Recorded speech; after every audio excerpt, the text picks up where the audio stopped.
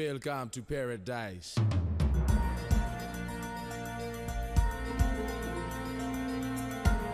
Many are called to machines built for roads, but only a few are chosen to sail the high seas.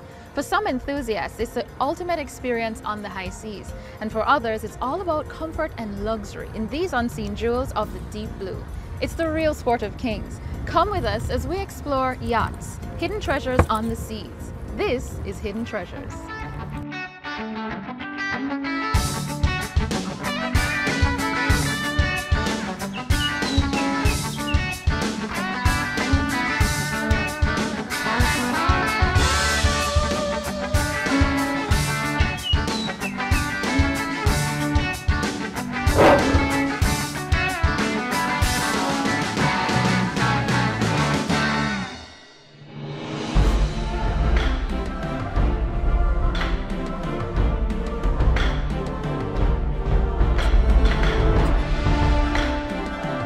The idea of conquering the high seas has fascinated man since forever. Many have gone on uncharted courses and have stood face to face with the mysteries of the unknown deep blue, and many have done it in style.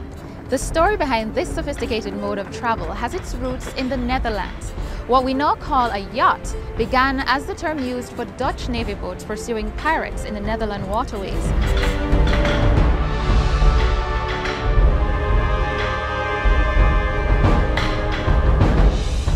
Throughout the years, the word yacht was attached to any large luxury boat used as transport by VIPs. Whether known for sleek speed or opulent luxury, yachting is a priceless passion for some. But on this 55-foot yacht, sailing is what makes the adventure all the more worth it. Only true enthusiasts can understand the devotion and dedication that the sport requires.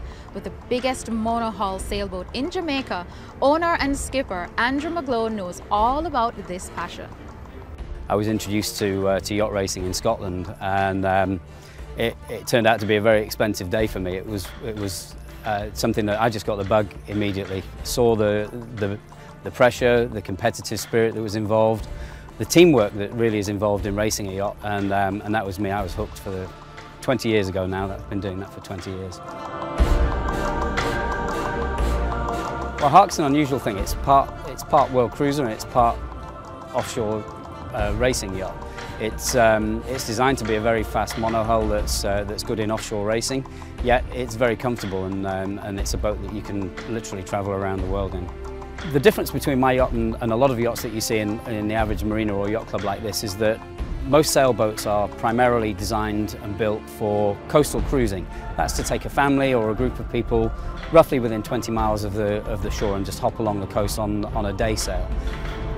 HARK is designed for offshore yacht racing and for offshore passage making.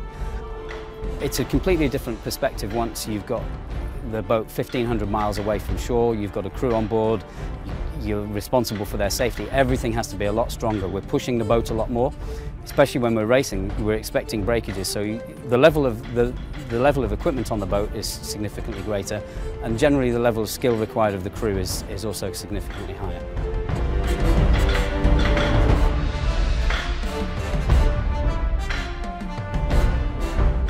On the deck, you get changing views that make your yachting experience so beautiful. But venturing to the inside of the boat is quite different. For a boat that's about 20 years old, the maple finish of the interior is smooth and flawless. Even the cooking stove is made to withstand the wave-like movements out at sea by counterbalancing the movements of the boat. But up next, when we set sail, the real adventure begins, right here on Hidden Treasures. Up next on Hidden Treasures. If we get you up there, then you'll be looking down on all of the roofs around here. It's an amazing view from up there.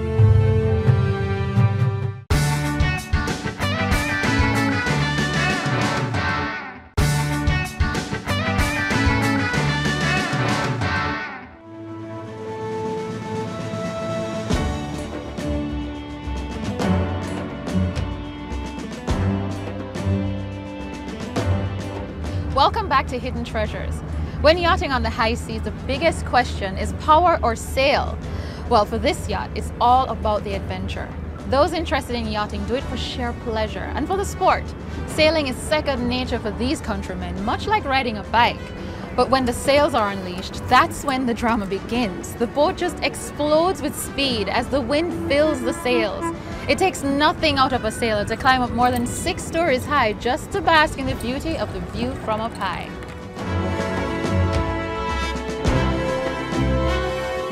You know, the mast is obviously a pivotal thing of the boat. It holds our sails and it's kept up. It's somewhere in the region of 73 feet tall, which is around about 6 stories. If we get you up there, then you'll be looking down on all of the roofs around here. It's an amazing view from up there.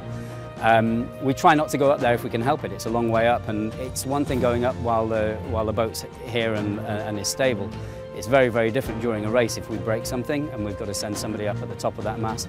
They're moving 15 to 20 feet from side to side when they're up there, and it's not a very pleasant thing.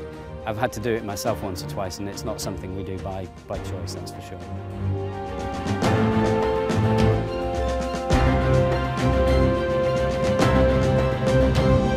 Those with a passion for sailing say it's an experience that will change your life forever. It's just you and your knowledge of navigation braving the deep blue amidst ever-changing challenges. So yachting is not for the faint at heart. It involves a real passion for the task at hand.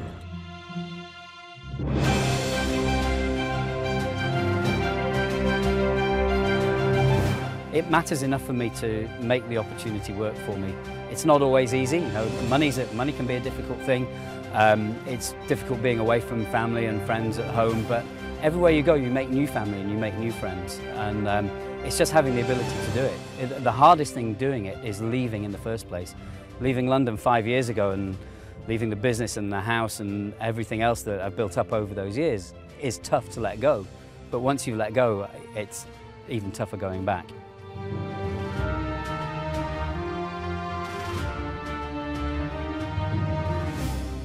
It's quite a big responsibility, but the captain must ensure the safety of the lives of his crew as well as their successful return back home. Speaking of success, the sport of yacht racing is very popular among sailors around the world. In fact, there are quite a number of regattas. That means boat races that can take hours, days, even weeks to complete. But in 2011, for the first time in 20 years, Montego Bay had an entrant into its own pineapple yacht racing.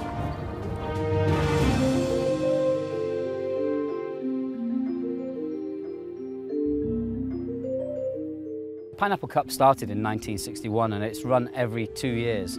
So it's a biannual race that attracts some of the who's who of sailing throughout the world. It really is an amazing offshore course, and so it attracts the very fastest monohulls in the world.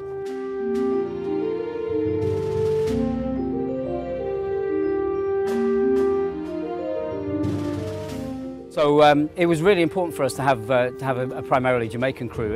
It took a little bit of local sponsorship to get things activated, and a lot of effort from the local members of the yacht club. And I'm happy to say that we ended up with 10 or 11 people who were really keen. Some of whom had never really sailed before. We had probably 2 months to get them ready and in shape to come and do the race. But altogether, we had a fantastic group of people.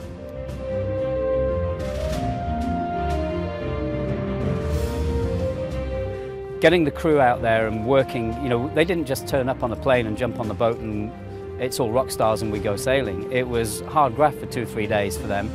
And bear in mind, they've given up, you know, they're using their vacation, they're paying to get over there, they're contributing in towards the cost of running the boat. So on top of that, they've then got to work really, really hard. We were working through the night to repair some of the rigging that we damaged in a trial sail. And what that really does is cement everybody together. You know that people really put the effort in. You know they work hard, and you know that there's a bond when they've done that. The moment we start, it was a race in itself just for us to cross the start line. And when we did that, the real race started. And then things changed. Then we get into sailing mode, and we had a fantastic first day's sailing across the Gulf Stream in some fairly big winds. We were sailing on 11 to 12 knots until it came up through the night, and then we hit our first hole in the weather.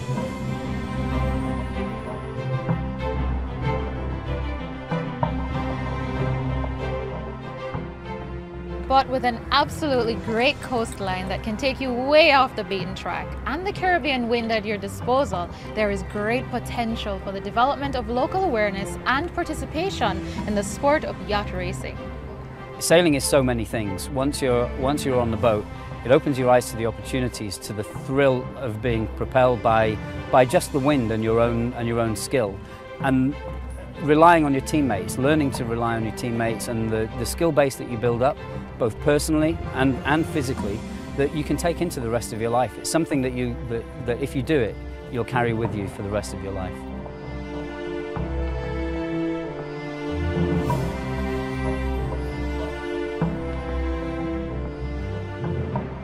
When they're in motion, these yachts are the center of attention.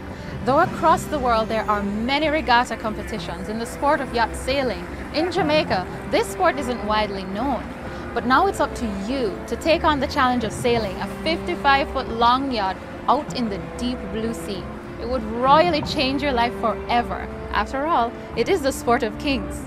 But if you're one for more of a laid-back luxury kind of yacht experience, then this yacht might be just the ideal thing for you.